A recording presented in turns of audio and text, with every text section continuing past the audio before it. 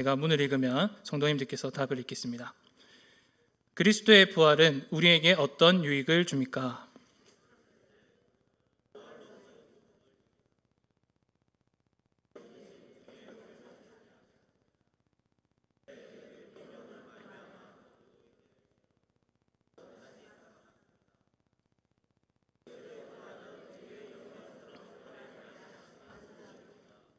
아멘. 네, 주 예수 그리스도의 사랑하는 성도 여러분, 성도님들께서는 부활절 하면 가장 먼저 어떤 것들이 떠오르십니까? 아마 어릴수록 더더욱 그럴 거겠지만 부활절 계란이 떠오르지 않을까 싶습니다. 저도 초등학교 시절에 그거 먹으려고 초등부에 일찍 갔던 기억이 있습니다. 그리고 선생님이 항상 떡볶이를 싸우셔갖고 주일에 이제 간식으로 덤해서 떡볶이 소스를 찍어 먹던 그런 기억이 있습니다. 단연코 부활절 하면 계란이 먼저 떠오르죠. 계란도 좋다고 생각합니다. 근데 우리에게 잊혀진 하나의 기억이 있다면 그것을 한번 소개시켜드리고 싶은데, 사실 부활절 때 우리가 가장 먼저 떠올려야 할 것은 무엇이냐면 사실은 계란이 아니라 빈무덤입니다. 빈무덤이 무엇인지 아시겠죠? 예수 그리스도께서 부활하시고 이렇게 일으키심을 받은 첫 장소가 빈무덤입니다. 우리 기독교의 상징에 있어서 이제 십자라고 종종 말합니다. 맞는 얘기죠. 그런다 또한 동시에 십자가와 함께 우리가 중요시 생각해야 할 상징이 있습니다. 그것은 바로 빈무덤입니다. 십자가만큼 중요한 상징이 있다면 빈무덤일 것인데요. 사복음서는 그리스도의 부활을 소개할 때 다 똑같이 우리를 빈무덤으로 먼저 이끌어갑니다. 빈무덤으로 이끌어가서 그곳에서 부활을 보게 만들죠. 그런데 무덤이란 곳은 어떤 곳일까요? 무덤은 본래 죽음의 장소이지 않습니까? 무덤은 생명이 약동할 수 없는 완전한 죽음의 장소입니다. 그런데 부활의 날 아침 이것이 역전되었다라고 성경이 말씀한 것입니다. 먼저 이제 부활의 날 아침을 잠깐 우리가 생각해 보자면 가장 먼저 이제 1차적으로 일어났던 일이 바로 무덤을 가로막았던 돌문이 옮겨졌다라는 사실입니다. 마가복음 16장 3절 말씀에 보면 이렇게 말씀하는데요. 여인들이 예수님의 무덤을 향해서 걸어가면서 이렇게 탄식을 합니다. 아마 제가 생각할 때는 굉장히 슬퍼하지 않나 싶습니다. 서로 말하되 누가 우리를 위하여 무덤 문에서 돌을 굴려주리요. 이 당시 때 예수님의 무덤을 가로막았던 돌이 굉장히 크고 거대하고 무거웠답니다. 그래서 사람의 힘으로는 옮길 수 없었고 여러 가지 도구를 써야 한다라고 말을 하는데요. 여인들은 탄식했습니다. 자기 힘으로는 이 돌문을 옮길 수 없구나라고 슬퍼했습니다. 그런데 여인들이 도착했을 때 돌문이 어떻게 되어 있었습니까? 떡하니 열려가 있는 것입니다. 인간의 어떠한 힘의 개입도 없이 그리스도의 부활이 시작되었다라고 말씀한 것이죠. 이것을 두고 존 스토트 목사님은 신약 교회의 시작은 이렇게 시작되었다라고 말합니다. 교회의 시작은 인간의 힘이 아니라 하나님의 능력으로 시작되었다라고 말하고 있죠. 그리고 이 돌문 속에 이 빈무덤 안에는 어떤 것이 남겨져 있었을까요? 요한복음 20장 말씀에 보면 예수님의 시신은 온데간데 없고 그분을 감싸고 있던 수의만 남겨져 있었다고 말씀합니다. 아마 뱀처럼 이렇게 똘똘똘똘 말려서 몸을 감싸고 있었던 것으로 추정되는데요. 요한복음 20장 7절 말씀에 따르면 이 수의가 그리스도를 감쌌던 모습 그대로 놓여 있었다라고 말씀합니다. 그 모습 그대로 놓여 있었다. 이것은 어떤 모양이냐면 나비가 허물을 벗고 날아오르는 모습과 비슷합니다. 그러니까 존 스토트 목사님은 뭐라고 표현하냐면 그리스도의 부활을 일컬어서 허물을 벗고 날개짓하는 나비의 비유를 합니다. 그러니까 이제 그리스도와 나비를 비교하는 것은 당연히 어불성설이죠. 불충분한 얘기지만 그리스도의 부활하심은 어떤 거냐면은 그동안 우리 인간을 감싸고 있던 죽음이라는 허물을 벗어버리고 영원한 생명을 향해서 날개짓하는 새로운 도약이었다, 이렇게도 표현을 할 수가 있을 것 같습니다. 정말 그렇습니다. 우리가 빈무덤 속에서 이제 볼 수 있는 것은 무엇이냐면 더 이상 죽음이 아닙니다. 빈무덤 속에서 우리가 볼 수 있는 것은 새로운 생명이 약동하는 것이죠. 그리스도의 부활을 통해서 빈무덤 속에서 영원한 생명을 발견할 수 있다라고 가르치는 게 바로 우리 기독교의 가르침입니다. 참 신기한 가르침이죠. 세상은 절대 가르쳐줄 수 없는 가르침입니다. 우리가 오늘 살펴보게 될 요리문답 17주일 그리스도의 부활이 바로 그것을 말씀하고 있습니다. 그리스도의 부활은 앞으로 우리가 살펴보게 될 부활 다음에는 승천, 좌정하심, 그 다음에 재림이 있습니다. 총 4가지인데요. 이것을 그리스도의 승귀라고 부릅니다. 그래서 부활은 이제 그리스도의 승귀의 서막이다라고 볼 수 있는데요. 앞에 화면에 나온 것처럼 승귀라는 말의 뜻은 뭐냐면은 한자어로 오를 승자에 귀할 귀자라고 되어 있습니다. 이게 무슨 말이냐면은 하늘에 올라가시는데 그 오르심이 얼마나 귀한가를 설명합니다. 쉽게 말하면 그리스도의 영광 받으심 이렇게 표현할 수 있고요. 제가 좋아하는 표현은 왕의 귀환이다 이렇게 할 수 있습니다. 예수님의 고향이 어디죠? 하늘나라 아닙니까? 근데 하늘에 돌아가는데 왕으로서 이렇게 영광을 가지고 올라가는 겁니다. 그래서 승귀라고 보통은 부릅니다. 그래서 만왕의 왕이신 예수 그리스도께서 본래는 왕이셨는데 그 지위를 버리고 이 땅에 오셨다가 이제 십자가에 못 박히시고 다시 영광을 받으시고 죽음을 정복하시고 왕위에 복귀한다. 이게 바로 그리스도의 승귀라고 표현됩니다. 그래서 우리가 이제 몇 주간 동안 부활, 승천, 좌정, 재림에 대해서 4가지에서 배웠는데 이게 다 승귀라고 생각하시면 됩니다. 그리고 오늘 우리가 배우는 게 바로 그 승귀의 서막입니다. 어떻게 보면 표현하자면 이제 첫 걸음마를 떼는 수준에 불과합니다. 그러니까 예수 그리스도의 영광의 아주 작은 부분을 다루는 게 바로 부활 사건이다라고 생각해 볼 수 있습니다. 그럼에도 불구하고 이제 그리스도의 부활을 우리가 쉽게 놓치면 안 되겠죠. 이게 무슨 서막이라고 해서 이거 별것 없구나 이런 식으로 넘어가면 안 되는 것입니다. 바울 사도가 고린도전서 15장 14절 말씀에서 이렇게 말씀합니다. 그리스도께서 만일 다시 살아나지 못하셨으면 우리가 전파하는 것도 헛것이요 또 너희 믿음도 헛것이며. 여기서 말씀한 것처럼 만일 그리스도께서 다시 살아나지 않았으면 우리의 믿음도 헛것이고 전파하는 것도 헛되다. 모든 것은 다 헛것입니다. 그 말인즉슨 예수님이 부활하지 않았다면 그분의 승귀도 없을 것이다. 왕의 귀환도 없을 것이다 라는 가르침이죠. 그래서 그리스도의 부활이 얼마나 중요한가 했을 때에 이것이 없으면 그리스도의 영광 자체를 논할 수가 없는 겁니다. 우리가 그리스도를 믿는다, 신앙한다, 교회로 모인다라는 것 자체를 설명할 수가 없습니다. 그래서 그리스도의 부활은 무엇보다 가장 중요한 우리의 신앙의 기초가 됩니다. 그래서 이러한 측면에서 요리문답을 살펴보겠는데 오늘은 크게 2가지 측면에서 살펴보려고 합니다. 첫 번째는 뭐냐면은 그리스도의 부활이 갖는 의미입니다. 그래서 요리문답 한번 보시기 바랍니다. 이 답변의 제일 첫 문장을 보십시오. 제일 첫 문장을 보면은 그리스도는 부활로서 죽음을 이기셨으며 라는 문장이 있죠. 이게 바로 그리스도의 부활이 갖는 의미입니다. 그리고 두 번째로 살펴볼 게 뭐냐면은 그리스도의 부활이 갖는 유익입니다. 그리스도께서 죽음을 정복하셨는데 이것이 우리에게 주는 유익이 무엇인가를 다룬 거죠. 이거는 크게 3가지가 있는데 나중에 차례대로 살펴보겠습니다. 그래서 정리를 하면 화면에 나온 것처럼 오늘은 2가지를 살펴봅니다. 첫 번째는 부활의 의미, 두 번째는 부활의 유익, 이렇게 2가지만 살펴보도록 하겠습니다. 자, 첫 번째로 그리스도의 부활이 갖는 의미를 설명하겠습니다. 요한복음 말씀 보면은 십자가에서 이제 예수님이 최후로 하신 말씀이 나타납니다. 그때에 예수께서 이렇게 말씀하시죠. 요한복음 19장 30절입니다. 예수께서 신 포도주를 받으신 후에 이르시되 다 이루었다 하시고.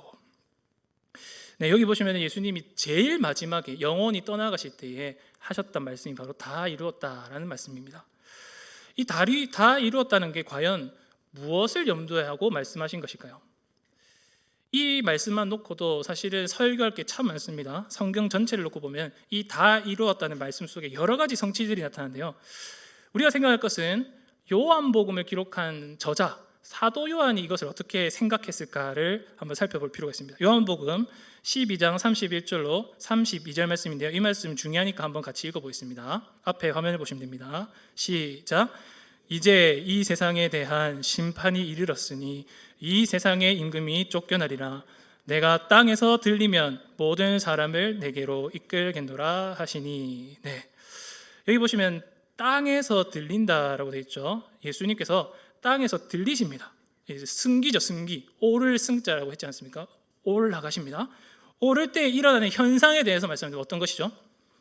이 세상에 임금이 쫓겨날 것이다 라고 말씀합니다. 예수님이 땅에서 들리버리니까 세상의 임금이 쫓겨나는 겁니다. 그 말인즉슨 죽음의 권세를 짊어진 자 사탄이 쫓김을 받는 것입니다. 땅에서 들릴 때에. 근데 이 땅에서 들릴 때가 도대체 무슨 말이냐는 것입니다. 요한복음에 보면은 이 말씀이 계속 반복됩니다. 아주 자주 반복되고 그리스도의 영광과 함께 같이 이렇게 표현이 섞여서 나옵니다. 근데 이것은 대표적인 중의적 표현입니다. 중의적 표현이라는 게 무슨 말이면은 한 가지 문장인데 그 안에 두 가지, 세 가지 이상의 의미가 담겨 있다 이런 뜻입니다. 그래서 이게 무슨 말이냐면은 예수님이 땅에서 들립니다. 쉽게 말하면 올림 받습니다. 공중에 오르게 됩니다. 이것은 1차적으로는 그리스도의 십자가입니다. 그렇죠. 예수님이 못 박히셔서 십자가에 이렇게 매달리시지 않습니까? 이것도 땅에 들리는 거죠. 근데 또 중요한 게 무엇이냐면은 부활도 그렇고 승천도 그렇습니다. 부활도 땅에서 들리는 것이고 승천도 역시 하늘로 올라가는 것이지 않습니까? 그래서 요한복음에서 내가 땅에 들리면이란 말이 십자가, 부활, 승천 세 가지가 모두 복합적으로 의미가 나타납니다. 그래서 정리하자면 무슨 말이냐면은 그리스도께서는 땅에 들리셨습니다. 그 이를 통하여서 하시는 일이 정확하게 일관되게 나타나는 것입니다. 그게 바로 죽음의 권세를 정복하는 것이죠. 이 세상의 임금을 내쫓으시는 것입니다. 예수님께서 땅에 들리실 때에 일어났던 일이 바로 그것이란 것입니다. 이러한 유사한 가르침은요, 성경에 너무너무 많이 나타납니다. 가장 대표적인 말씀 역시 창세기 3장 15절 말씀이죠. 이것도 한번 우리가 같이 읽어보도록 하겠습니다. 너무 잘 아는 말씀인데 한번 읽어보겠습니다. 시작. 내가 너로 여자와 원수가 되게 하고 내 후손도 여자의 후손과 원수가 되게 하리니 여자의 후손은 내 머리를 상하게 할 것이요. 우리가 흔히 원시복음이라고 하는 건데 여자의 후손이 오시면 제일 먼저 하시는 일이 무엇입니까? 뱀의 머리를 상하게 하시는 것입니다. 짓밟아 버린 것이죠. 짓밟는다, 상하게 한다, 머리를 짓밟는다. 이것은 승리하는 나라의 왕이 패배한 나라의 왕의 머리를 짓밟는다라는 이미지를 갖고 있습니다. 즉 전쟁을 묘사하는 것이죠. 그래서 뱀의 머리를 상하게 한다는 것은 뱀의 거느린 세력과 그 나라들을 여자의 후손이 정복한다라는 뜻입니다. 이게 구속의 의미에 담겨 있습니다. 우린 구속하면 무조건 죄 씻음이다 이렇게 생각하는데 사실 그게 전부가 아니란 것이죠. 구속의 가장 중요한 의미 중에 하나는 승리라는 것입니다. 그리고 이 승리를 얻기 위해서 그리스도께서 하신 일이 무엇입니까? 바로 부활이다라는 것이죠. 그래서 오늘 우리가 읽었던 골로새서 2장 14절로 15절 말씀 이렇게 말씀합니다. 우리를 거스르고 불리하게 하는 법정으로 쓴 증서를 지우시고 제하여 버리사 십자가에 못 박으시고 통치자들과 권세들을 무력화하여 드러내어 구경거리를 삼으시고 십자가로 그들을 이기셨느니라.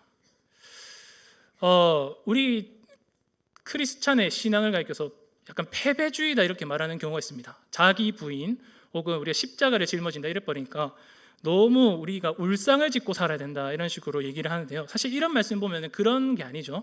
오히려 무엇을 말씀하는가 했을 때에 그리스도의 부활, 그분의 십자가가 말하는 것은 속죄만 있는 게 아니다라고 말씀한 것입니다. 죄 씻음만 있는 게 아니라는 것입니다. 한번 생각해 보십시오. 만일 우리가 그리스도의 십자가에서 속죄만 말한다면 어떻게 될까요? 죄 씻음만 말하게 되면 어떻게 될까요? 이건 반쪽짜리 복음이라고 생각하십니다. 죄는 씻을 수 있는데 부활이 없으면 어떻게 된 것입니까? 죄는 씻지만 죽음은 이겨내지 못하게 됩니다. 그러니까 살면서 죄는 계속 씻을 수 있죠. 근데 죽음을 못 이기면 어떻게 합니까? 결국 다 똑같은 거 아니겠습니까? 그래서 십자가에서 우리는 속죄만 생각할 게 아니라 십자가에서 부활을 발견해야 됩니다. 그래서 골로새서 2장이 우리에게 그것을 말씀하는데요. 그리스도께서 십자가에 못 박히신 것은 죄에서 우리가 해방됐다라는 말씀을 하는 것뿐만 아니라 여기서 분명하게 말씀합니다. 이 세상의 통치자들과 권세자들을 무력하게 하는 것이다. 그리고 또한 말씀합니다. 그리스도께서 십자가로 그들을 이기셨느니라. 우리를 억제고 우리에게 주인 노릇하였던 공중의 권세 잡은 자들, 세상의 임금들을 하나님께서 그리스도께서 멸하셨다라고 말씀하는 것이죠. 십자가가 승리의 복음과 연결되는 것입니다. 십자가가 패배만 말하는 게 아니라 승리도 함께 말한다는 것이죠. 그래서 정리해 보겠습니다. 그리스도의 부활은 어떤 의미가 있을까요? 아주 간단한 것입니다. 어떤 이제 신학자들은 이런 식으로 그리스도의 부활을 표현합니다. 죽음의 죽음이다. 이런 식으로 표현합니다. 너무 멋진 표현 같습니다. 죽음의 죽음이다. 예수님께서 십자가로서 죽음의 권세를 정복하셨다. 그 승리의 사건을 일컬어서 우리는 부활이라고 부릅니다. 앞서도 말씀드렸듯이 우리는 습관적으로 십자가만 기독교의 상징이라고 언급하는 경우가 있는데 그렇지가 않습니다. 빈무덤도 함께 보십시오. 빈무덤 속에서 우리는 죽음의 죽음을 봐야 됩니다. 십자가만 말하지 말고 부활도 함께 보는 습관을 한번 길러보시길 바랍니다. 이 고린도전서 15장 말씀대로 예수님의 부활이 없으면 예수님의 십자가도 아무런 의미가 없게 됩니다. 예수님의 부활이 없으면요, 예수님의 죽음은 진짜 불쌍한 인생의 한 사람의 비극적인 죽음에 불과합니다. 그런데 그리스도의 부활은 무엇입니까?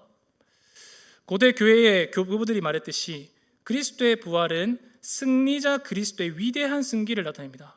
우리가 찬송하고 영광 돌리는 그리스도께서 얼마나 영광스러우신지를 나타낸 게 바로 부활 사건입니다. 그래서 그리스도께서 자기 죽음을 통해서 죄의 싹신 사망을 정복하셨다. 우리 삶의 가장 큰 문제, 근본적인 문제인 죽음을 정복하셨다라는 사실을 잘 묵상해 보시기 바랍니다. 그래서 우리 삶의 이 죽음이라는 문제가 자꾸 우리를 슬프게 만들고 억눌리려 할 때에 그리스도의 부활이 주시는 위로를 잘 묵상해 보시는 성도님들 될 수 있었으면 좋겠습니다. 이어진 두 번째 대지를 살펴보겠습니다. 두 번째 보지는 유익이죠. 이제 의미가 이제 죽음의 권세를 정복하셨다, 승리를 말하면 이제 이 승리가 우리에게 안겨주는 유익을 살펴볼 건데요. 요리 분담은 세 가지를 말씀합니다. 그것을 제가 한번 정리를 해봤습니다. 화면에 보십시오.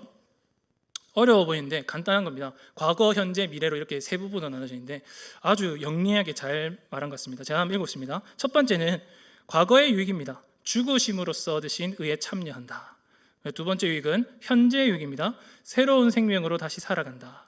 마지막 세 번째는 미래의 유익입니다. 영광스러운 부활에 대한 확실한 보증이다. 이 말이 어려워 보이는데 간단하게 한번 설명을 좀 드려보겠습니다. 첫 번째로 과거의 유익이죠. 죽으심으로써 얻으신 의에 참여했다라는 표현입니다. 요리문답 답변을 한번 보십시오. 요리문답 답변 첫째라고 된 부분을 우리가 한번 같이 읽어보겠습니다. 첫째, 그리스도는, 함께 읽겠습니다. 시작. 첫째, 그리스도는 부활로써 죽음을 이기셨으며 죽으심으로써 얻으신 의에 우리로 참여하게 하십니다. 자, 여기서 이제 틀린 거를 잘 찾으셔야 됩니다. 우리말도 이제 번역을 하다 보면 틀릴 때도 있는데 이번 주에 이제 독일어판 요리문답을 한번 살펴봤습니다. 제가 독일어를 잘하는 건 아니고 구글링을 해서 잘 찾아봤는데 핵심은 이것입니다. 참여하게 하십니다 이렇게 되어 있죠. 이거는 번역상 조금 오류가 있으면 어떻게 하냐면 참여했습니다 이렇게 됩니다. 이거는 명백하게 과거형으로 되어 있습니다. 그래서 우리는 이 번역을 어떻게 해야 되냐면 죽으심으로써 얻으신 의에 우리로 참여하게 하십니다가 아니라 과거형 참여했습니다. 이미 참여했습니다. 이렇게 해석을 하십시오. 이렇게 해석하는 것은 어마어마한 차이가 있습니다. 제가 보통 번역을 언급드린 것은 이게 진짜 중요하기 때문에 이렇게 말씀드리는 건데요. 엄청난 차이가 있습니다. 예를 들어서 말씀드리겠습니다. 보통 천주교에서는 이 표현을 어떻게 해석하냐면은 참여하게 하십니다라고 합니다. 그리고 이것을 미래적인 의미로 해석합니다. 천주교에서는 그렇게 합니다. 그래서 천주교에서는 그리스도께 있는 의가 있습니다. 물론 죽으심으로써 얻으신 의가 있다고 생각하면 이거는 일종의 보물이라고 생각하면 됩니다. 하나님 그리스도께서 얻으신 획득하신 의입니다. 거기에 참여하기 위해서는 천주교에서는 뭐라고 하냐면 미래형으로 우리가 그것을 획득해야 한다 이렇게 표현합니다. 그러니까 천주교에서 말하는 핵심은 뭐냐면은 그 의라는 것을 우리가 아직 가지지 못했기 때문에 인간의 노력을 통해서 그 의를 획득해야 된다라고 가르치는 개념이 있습니다. 그게 다 참여하게 하십니다를 미래로 해석한 것이죠. 그러니까 이것은 틀린 것입니다. 근데 우리가 해석하는 방식은 뭐냐면 미래형이 아니라 과거형이다 이런 것이죠. 그래서 그리스도께서 죽으심으로써 얻으신 의에 우리가 참여하기 위해서 머나먼 미래를 꿈꾸고 기약할 것이 아니라 이미 벌써부터 너희는 여기에 참여했다라고 가르친 것입니다. 그것이 법적으로 선언됐다라고 합니다. 그러니까 우리가 그리스도의 의에 이미 참여했음을 법적으로 선언한다가 교리적으로는 무슨 말이죠? 이신칭의라고 합니다. 그래서 여기서 칭의를 가르치는 것입니다. 그리고 여기서 이제 우리가 또 생각할 게 뭐냐면은 요리문답이 이신칭의를 얘기하면 보통은 우리가 이신칭의를 뭘 얘기하면 우리가 받은 의를 얘기합니다. 그러니까 우리가 받은 구원을 얘기하죠. 근데 여기서 이제 핵심이 뭐냐면은 우리의 의를 따지기에 앞서서 먼저 다른 어떤 이의 의를 먼저 언급한다라는 사실입니다. 이게 제일 중요합니다. 우리의 의를 얘기하기 앞서서 다른 누군가의 의를 먼저 얘기한다는 것이죠. 그게 바로 그리스도의 칭의입니다. 그리스도의 의를 먼저 얘기하는 거죠. 죽으심으로써 얻으신 의라는 것입니다. 독립개신교의 김원수 목사님이 우리의 칭의와 다른 예수님의 칭의가 있다라고 이 부분을 설명합니다. 예수님의 칭의, 이것은 굉장히 좋은 표현입니다. 우리는 자꾸 우리 중심으로 생각하니까 우리만 의롭다, 우리가 칭의를 받았다 이렇게 생각하는데 예수님이 먼저 칭의를 받으셨다라고 표현한 것이죠. 이게 조금 어려운 문제이긴 한데 한번 쉽게 제가 설명 한번 드려보겠습니다. 우리의 칭의에 앞서서 예수님의 칭의가 먼저 있어야 됩니다. 우리가 의롭다함을 받기 앞서 예수님이 먼저 의롭다 하심을 받아야 됩니다. 이것에 대해서 팀 켈러 목사님이 부활을 입다라는 책에서 하신 예화입니다. 한번 잘 들어보십시오. 어느 날 제가 이제 백화점을 갔습니다. 이제 돈도 없는데 용감해서 이제 옷을 사려고 갔는데 옷이 너무 비싼 겁니다. 그래서 도무지 옷을 살 수 없어서 그냥 빈손으로 백화점에 나오려 했습니다. 근데 갑자기 어떤 직원이 다급한 목소리로 저를 불러 세웠습니다. 그리고 옷을 건네주는 거예요. 손님 이거 옷 빨리 들고 가셔야 돼요. 이렇게 한 겁니다. 그래서 제가 말했습니다. 저 옷 산 적 없는데요. 이렇게 하니까 이제 손님이 뭘 보여주냐면 영수증을 딱 보여준 겁니다. 근데 영수증 안에 누가 있냐면 제 이름이 딱 적혀져 있는 거죠. 그러니까 알고 보니까 뭐냐면은 아침에 어떤 신사분이 오셔갖고 이 옷을 먼저 사셔가셨고 제 이름으로 영수증을 작성해갖고 이 옷을 준비해 놓은 겁니다. 그러니까 뭐 예를 들면 제 아버지가 미리 옷을 주고 선물로 깜짝 이벤트를 이렇게 준비하신 것이죠. 그래서 이제 이 영수증을 보니까 제 이름이 찍혀 있으니까 저는 어떻게 할 수 있겠습니까? 이 옷을 마음 편하게 들고 갈 수 있는 것이죠. 비록 제가 값을 지불하지 않았지만 제 아버지가 먼저서 그 값을 지불했으니까 이 영수증이 뭘 나타냅니까? 이 영수증이 이 옷은 내 거다라는 것을 확실하게 보증해 주는 것입니다. 간단한 이 이야기를 예화를 말씀드렸지만 우리의 칭의에 앞서서 먼저 예수님의 칭의가 있어야 된다라는 사실이 이 예화 속에 조금 담겨 있습니다. 이 예화에서처럼 우리는 의롭다함을 얻기 위해서 사실 뭔가를 값을 지불해야 되는데 뭔가를 사야 되는데 그걸 아무것도 한 게 없습니다. 우리는 돈도 없고요. 우리 목숨을 내어놓고 의를 획득할 수가 없습니다. 원래는 그래야 되는데 목숨이 대가가 되어서 의를 획득해야 되거든요. 근데 그것을 할 수가 없었죠. 근데 이렇게 돌이켜보니까 영수증이 이렇게 놓여 있는 겁니다. 나는 사지도 않은데 영수증이 이미 내 손에 들려 있는 겁니다. 이 영수증이 무엇일까요? 바로 그리스도의 부활이란 것입니다. 그리스도의 부활은 뭐냐면요, 확실한 보증입니다. 나는 값을 지불하지 않은데 이미 그리스도께서 네 목숨값으로 자기 목숨을 내어주었다는 것을 보증하는 게 부활입니다. 그래서 부활은 조금 고급스럽지 않지만 진짜 영수증입니다. 고린도전서 15장 말씀해 보면요, 그리스도를 일컬어서 부활의 첫 열매라고 하지 않습니까? 이 첫 열매도 참 고급스러운 표현인데 바꿔 말하면 부활의 영수증이다 이 말입니다. 우리가 이미 부활을 받았고 의롭다함을 얻었다는 것을 이 영수증이 확인시켜 주는 것이죠. 그리스도의 부활이 바로 우리의 칭의에 대한 확실한 보증입니다. 그래서 정리를 해보자면 첫 번째 유익은 우리에게 무엇을 알려주는 것일까요? 우리는 의롭다함을 얻기 위해서 사실상 아무것도 한 게 없습니다. 우리가 무슨 노력을 한 게 있습니까? 우리가 우리 목숨을 바쳤고 다시 우리 스스로 살아난 적이 있습니까? 아무것도 한 게 없죠. 그런데 우리는 어떻게 하다가 이렇게 의롭다함을 칭함을 얻게 되었습니까? 우리는 우리의 칭의를 자꾸 생각하다 보니까 우리가 뭔가 해야 되겠거니 혹은 우리가 뭔가를 잘 했구나라는 이런 의젓함을 생각할 수 있는데 그런 것이 아니란 것입니다. 여기서 말씀하는 유익의 첫 번째 특징은 무엇이냐면 우리는 한 것이 없지만 부활의 첫 열매이신 그리스도께서 우리에게 영수증을 기록하여 주셨다라는 것입니다. 그게 바로 그리스도의 부활입니다. 부활의 첫 열매이신 그리스도의 부활로 말미암아서 우리가 이미 의롭다함을 얻었다라고 선언한 것이죠. 그래서 우리는 이러한 사실을 신뢰함으로써 우리 삶에 여러 가지 어려움이 있을 때 사실은 큰 위안을 얻을 수 있어야 됩니다. 내 삶이 나락으로 떨어진 것 같을지라도 내 삶에 아무런 의로움이 없어 보일지라도 그리스도께서 확실히 영수증을 찍어주셨기 때문에 그 사실에서 우리가 위로를 얻을 수 있어야 되는 것이죠. 두 번째 유익을 살펴보겠습니다. 두 번째 유익은 둘째에 나타나 있습니다. 우리 요리문답 보시면 둘째가 있죠. 이것도 한번 읽어보겠습니다. 둘째입니다. 시작. 둘째, 그의 능력으로 말미암아 우리도 이제 새로운 생명으로 다시 살아났습니다. 네, 이것이 두 번째 유익입니다. 이것은 앞서 말씀드린 게 첫 번째 유익이 과거형이었다면 이번에는 현재형입니다. 이것도 번역상에 조금 표현이 조금 문제가 있는데요. 뒷부분 보시면은 새로운 생명으로 다시 살아났습니다 이렇게 되어 있죠. 이게 이제 과거형처럼 보일 수 있는데 과거도 포함합니다. 그러나 이건 현재형으로 해석해야 됩니다. 그래서 바르게 번역하면 어떻게 하냐면은 새로운 생명으로 살아가고 있습니다 이렇게 번역을 하십시오.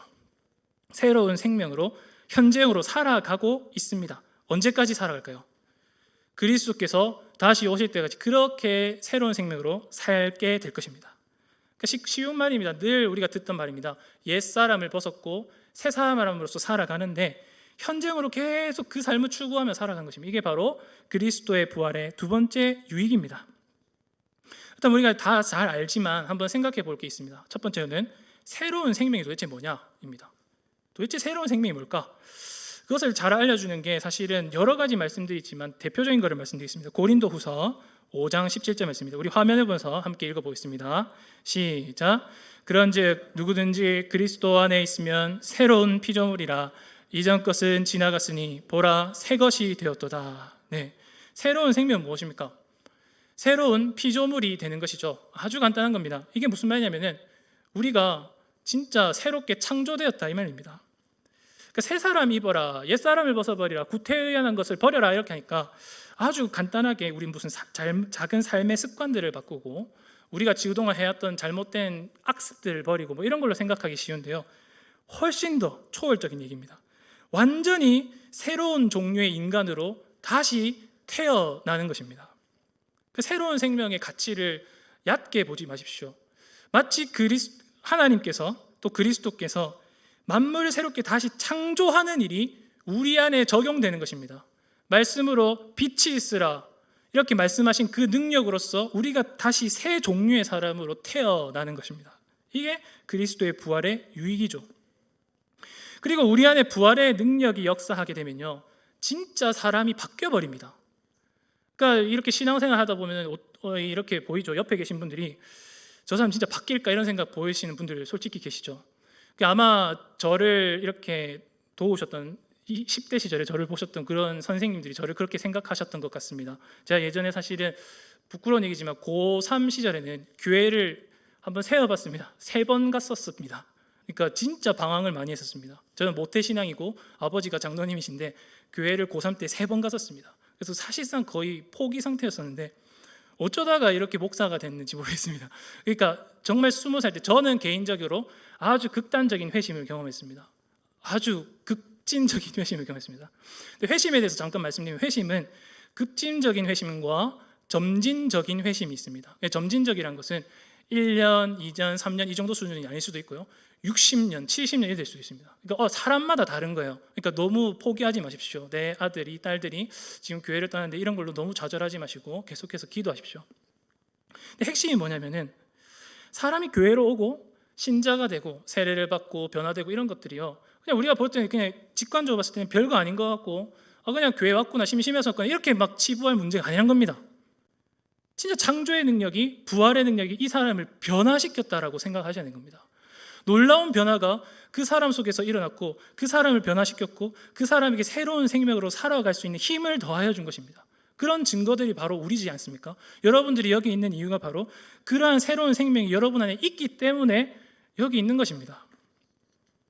이것은 단순하게 도덕을 잘 지킨다, 윤리를 잘 지킨다 이런 문제가 아닙니다. 부활의 능력이 우리에게 임하면은 진짜 완벽하게 새로운 사람으로 변화된 것이죠. 그러한 능력을 가지고 성령께서 우리 안에서 지금 일하고 계십니다.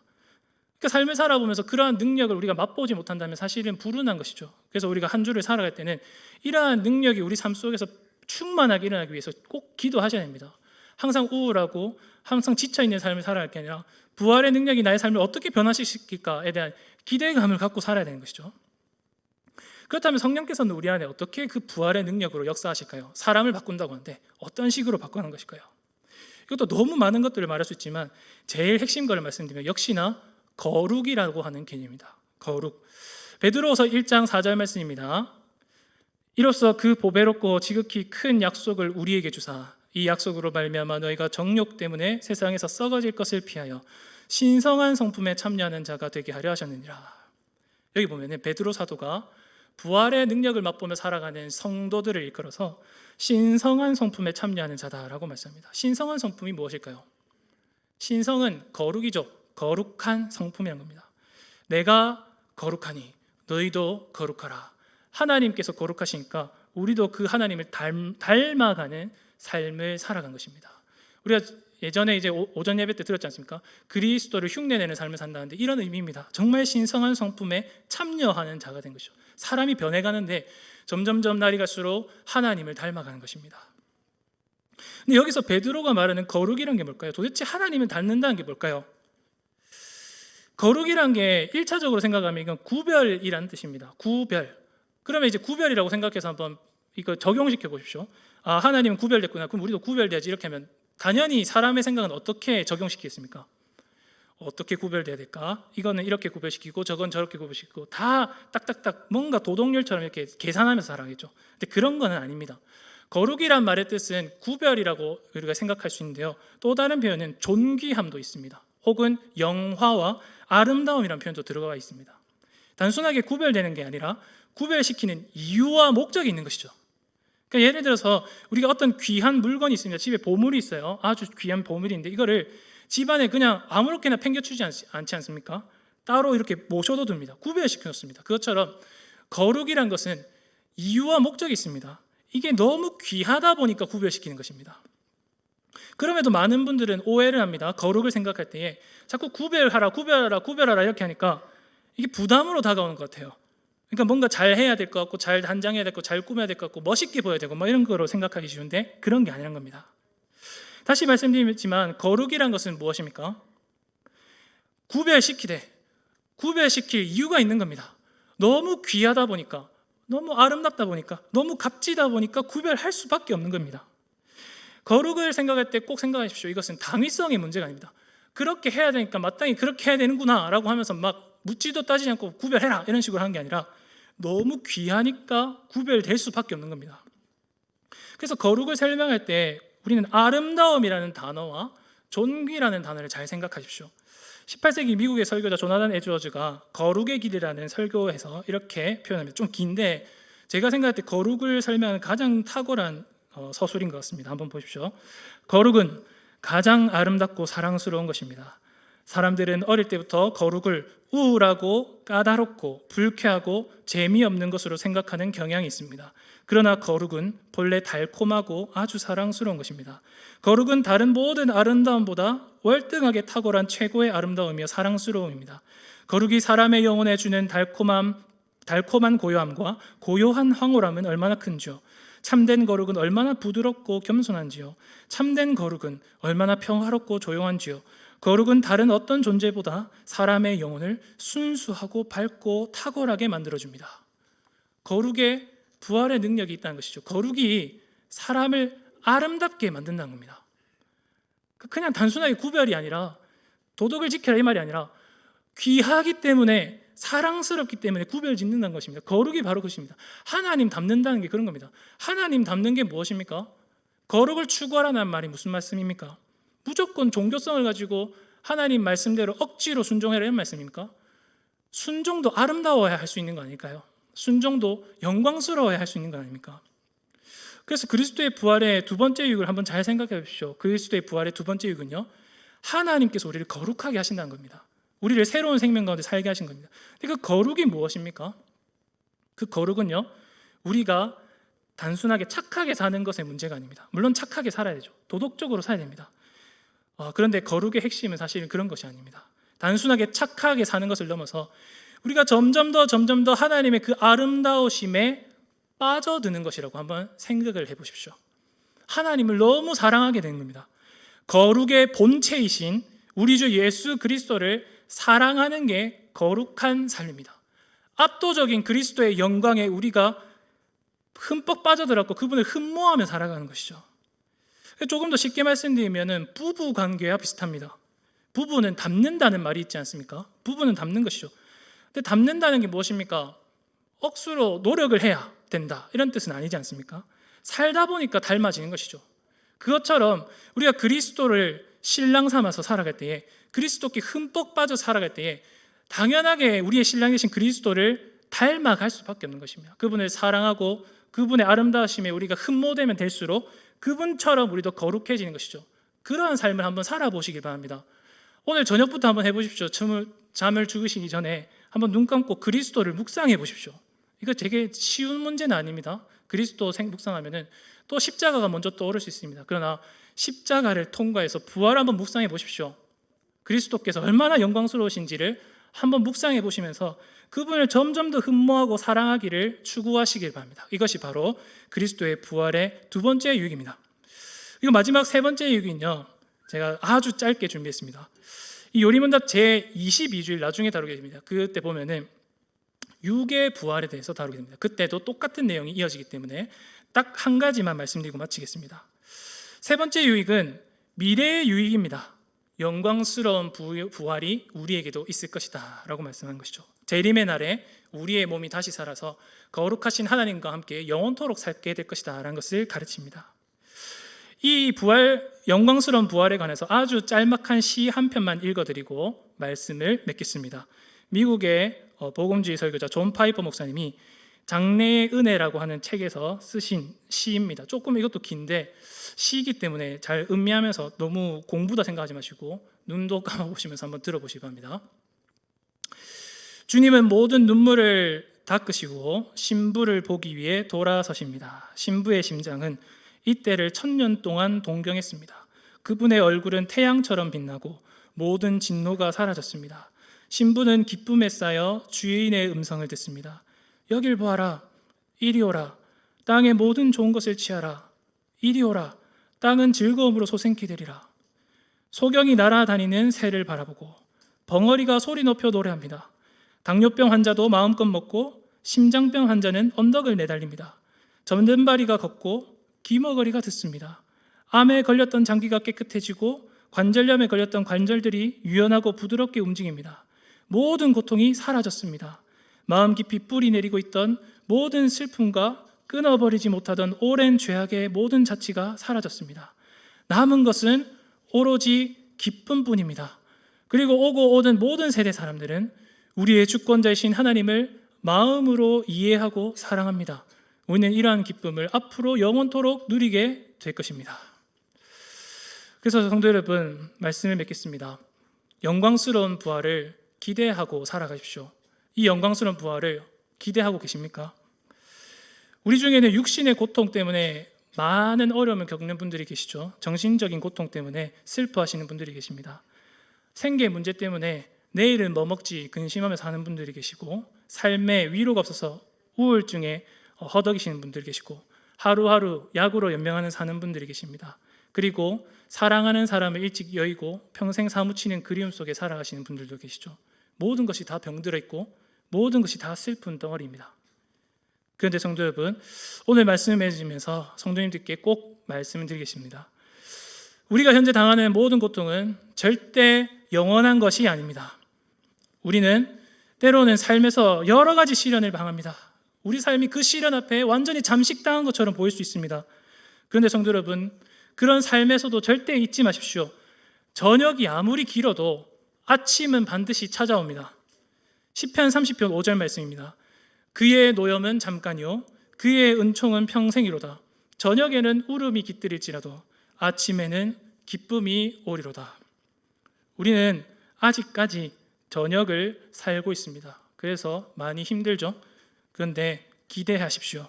부활의 날 아침이 다가오고 있습니다. 그래서 이러한 사실을 기억하면서 한 주간 동안 우리 주님께서 주시는 부활의 능력으로 한번 살아보십시오. 우리의 슬픔이 변하여 춤이 되게 하시고 우리의 근심이 변하여 기쁨이 되게 하실 것입니다. 그러한 부활의 주님을 바라보시면서 한 주간 동안 크신 은혜와 능력 가운데 살아가시는 복된 성도님들 되시기를 바랍니다. 우리 들은 말씀 기억하며 함께 기도하겠습니다.